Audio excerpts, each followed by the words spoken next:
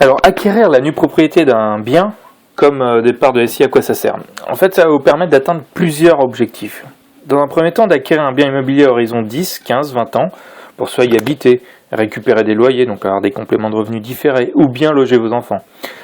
Vous allez pouvoir également réduire votre imposition sur le revenu, en retirant les intérêts d'emprunt que vous aurez engagés dans le projet, et en évitant de gonfler vos revenus fonciers, car c'est uniquement l'usufruitier qui va déclarer le revenu. Voilà. Et ça n'aura aucun impact sur votre ISF, car le bien en nue propriété ne rentrant pas dans l'assiette de calcul du ISF. Voilà.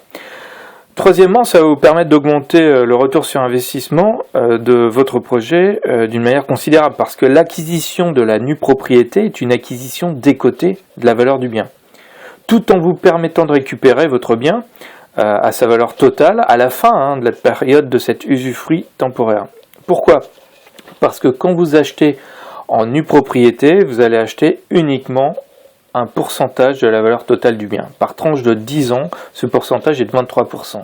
Donc si vous achetez sur 20 ans, vous allez acquérir, donc devoir investir 46% de la valeur du bien total. Voilà. Ensuite, il est possible de réduire les frais de succession et de transmission pendant cette période de nue propriétaire. Pour la simple et bonne raison que, en cas de succession ou de transmission, la base de calcul des droits de succession seront cette valeur décotée de nue propriété. Comment ça fonctionne? Vous allez effectuer l'acquisition à deux pendant une période prédéfinie, et c'est cette durée qui va conditionner la décote de votre achat. Donc 10 ans 23%, 20 ans 46%.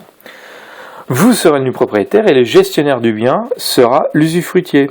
Et un contrat précis va régir les relations entre vous deux.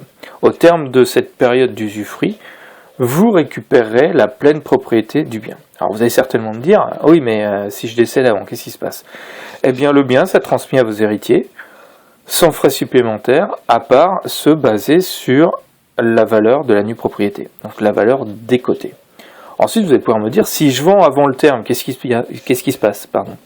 Eh bien, vous serez assujetti à la fiscalité sur les plus-values, qui sera de 19%, sur la plus-value qui est la différence entre le coût d'acquisition et le coût de vente du bien en nue propriété. Et en plus de ça, vous rajouterez une CSG-RDS de 15,5%. Vous allez pouvoir également me dire, oui, mais si je vends après le terme, là, le traitement fiscal sera le même, à part que la base du calcul de la fiscalité sera l'achat de la nue propriété, et ensuite la vente prendra en compte la totalité du bien, donc aussi bien la nue propriété que la valeur de la nue propriété que l'usufruitier. À part que si vous détenez le bien pendant plus de 30 ans, eh ben, vous n'aurez pas de fiscalité. Voilà. Donc pour en savoir plus, je reste à votre disposition pour des compléments d'information. A très bientôt, au revoir.